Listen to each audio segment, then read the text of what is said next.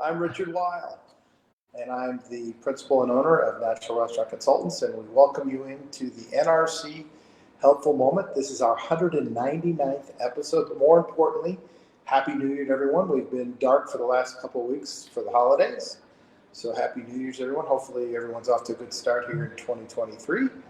And as always, we welcome in Mr. Brian Devine from Top Line Management, Cafe Fuel. How are you this afternoon, Brian? I am terrific. Looking forward to a good year. How about yourself?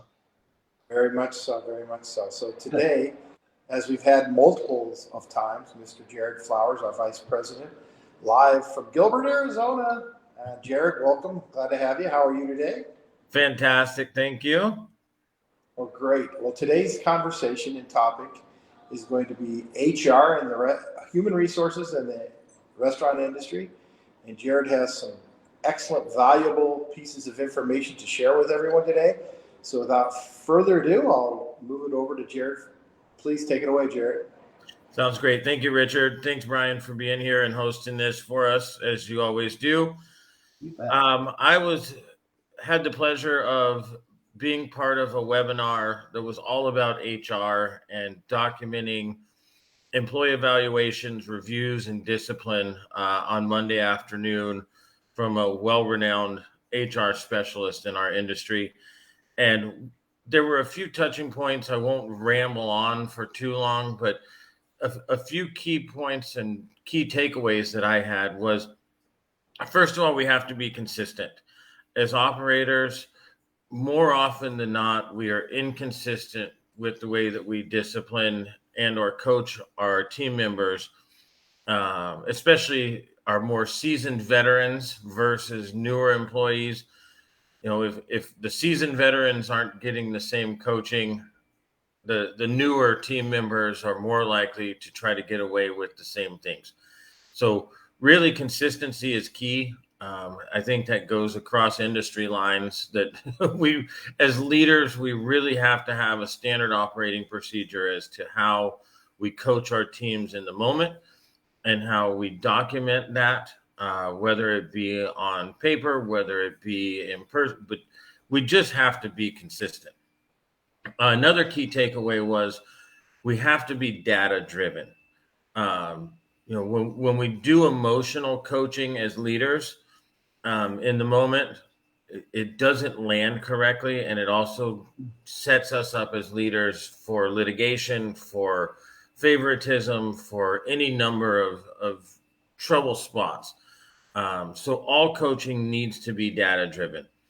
The third point that really stood out to me was making sure that we're asking the right probing questions. So if we have a team member who is consistently late, let's ask them, is there something with the scheduling that's causing you to be late, rather than just assuming that team member is late all the time. And a lot of times what we'll find out is maybe they take the bus and the bus route doesn't run at the same time as we're scheduling, and they're needing a job and too scared or, worried about losing the job that they don't want to say anything. So asking those probing, yet at the same time, data-driven, not personal questions, to see if there's something we can do to accommodate the situation to keep a solid team member that maybe has an issue that we're potentially creating as a leader or as an employer.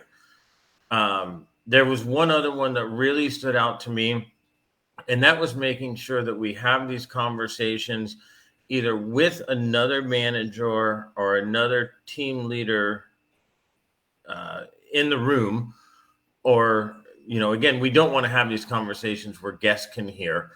But when we're having critical conversations, there should always be another person in the room.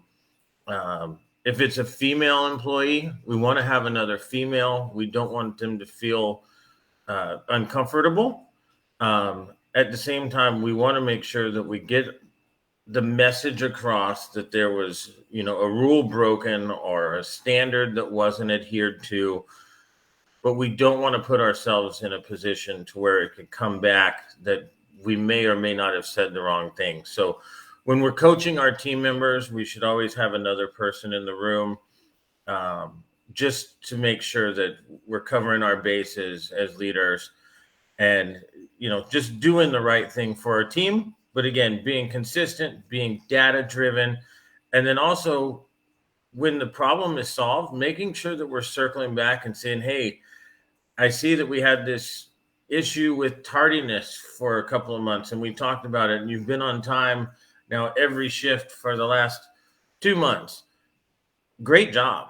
Making sure that we're reinforcing the positive and not just always focusing on the negative.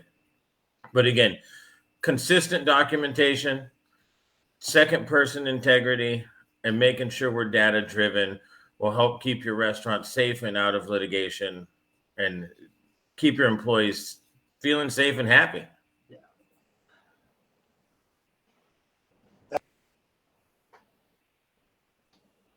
Richard, I don't know if you've been. I think we might have lost Richard's feed. Jared, I'm going to jump right in because I really appreciate all that information. That was really, really valuable, and I want to capitalize on something that you said a few times, was sort of that data driven, and making sure that what you're doing is based on actual data, not just sort of an Thank emotion. you. All right, and so one of the things that you've probably heard me discuss in the past was running ads on YouTube and using video in general to elevate your business.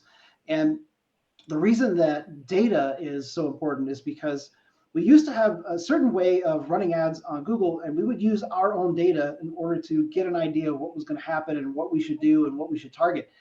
And Google has actually taken most of that away from us and said, you know what, we're better at this than anybody else. And we're just going to give you all of our data. We're not going to share it. We're just going to use it to make your ads more effective.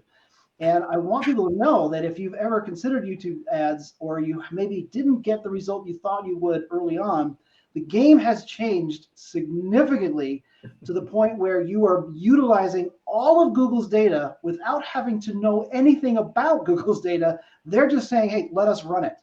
And it is amazing what you can do right now with YouTube ads.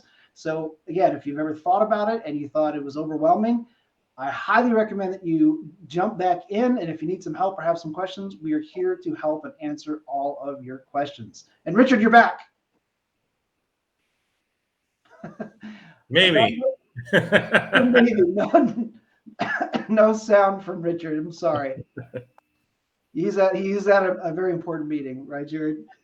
Yeah, Richard is actually attending the restaurant conference right now on behalf of National Restaurant Association. Well, yes. National Restaurant Consultants. So he's doing the hard work for us today while we share with you. Absolutely. All right. I think we should wrap up. Richard, you're in and out, so thank you for being here. Jared, thank you for everything that you've shared, and we look forward to seeing you next time on the NRC Helpful Moment. Thanks, Brian. Thanks, Richard. All right. Bye for now.